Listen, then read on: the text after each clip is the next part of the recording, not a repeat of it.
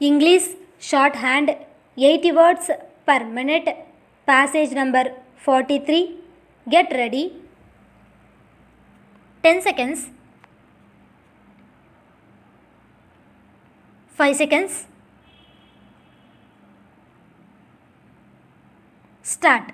Mr. Vice Chairman, Sir, I am really grateful to you that on a crucial bill like the Whistleblowers Protection Bill 2011, you have given me the privilege and honor to speak and initiate the debate. Today is a very unique day in the pursuit of our democratic polity. Democracy means accountability. Democracy means equity, and democracy means good governance. Good governance can never come about if there is corruption. I shall be dealing with that issue separately a little later, but in exposure of corruption in a conclusive manner, an insider plays a very crucial role.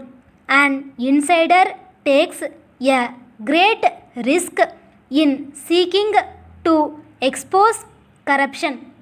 When I am speaking today, let me at the very outset pay my profound homage to Satyendra Dubey, the courageous engineer of the National Highways Authority of India, who was exposing corruption in the construction of National Highway in my own state of Bihar and was killed.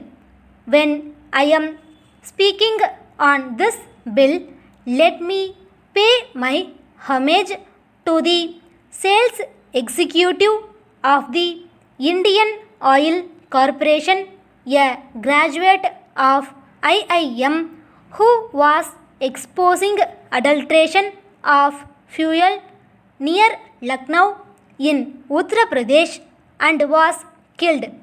Let me pay my homage to the brave block development officer of Bengal, who was exposing the scam in our state and was found to be dead in very mysterious circumstances. About 9 or 10 RTI activists had to pay with their life for exposing scams. Therefore, I begin with my homage to them. Sir, our democracy day after tomorrow would become exactly 65 years old. As I see, these 65 years have been years of learning. These 65 years have been years of ups and downs. If I may briefly reflect upon the growth of our democratic process, there had been one party rule for a good measure. Then in states, non-Congress parties started occupying the political space, and thereafter the people realized the worth of their vote. Today, they know that they can defeat any political party, howsoever powerful it may be, through the power of their vote. This has led to a very sobering impact on our democratic polity. It has stabilized our democracy. The people of the country know that in the country.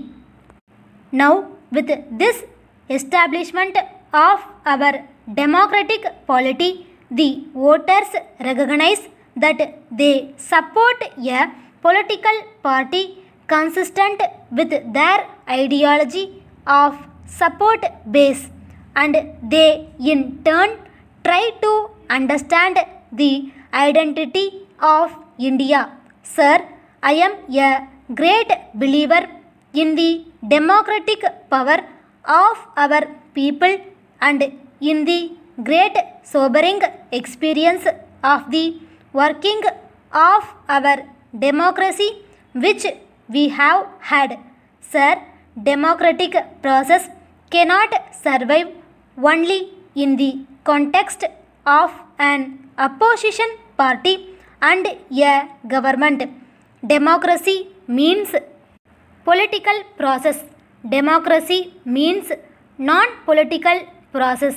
All those processes in one way or the other strengthen the cause of democracy. I remember the time when a public interest litigation came up. There was a lot of doubt as to what was happening and why it was happening. I remember, sir, in my days in Patna, when I used to practice law there, I was a whistleblower myself. This whole fodder scam case was argued by me. Then I was a small known lawyer, not a known political leader. Then there was a lot of apprehension. But both the political process and the non-political process were working together. Therefore, I also salute a large number of NGOs who over the years have articulated because of our democracy. People used to say that the court was interfering too much. Maybe they were right to some extent. I have always felt that the court has got no business to intervene in the executive government of the day. The right to govern the country has been given to the government of the day, whether in a state or in a country. Yes, in cases of violation of fundamental rights, violation of human rights and gross corruption, the courts must intervene. That is how the democracy has strengthened over the years.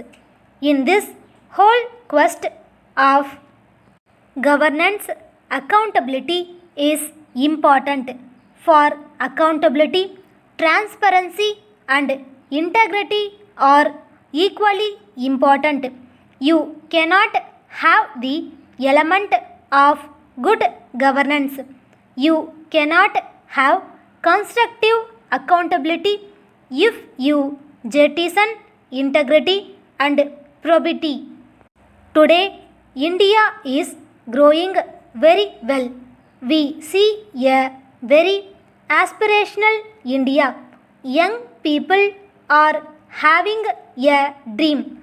Young graduates are working very hard and there is a lot of perseverance, but they also get disheartened when they see the present image of the country. The kind of writings I heard about, the kind of negative image I heard about was certainly disturbing for me as an Indian. We have to rise above all these things. Stop.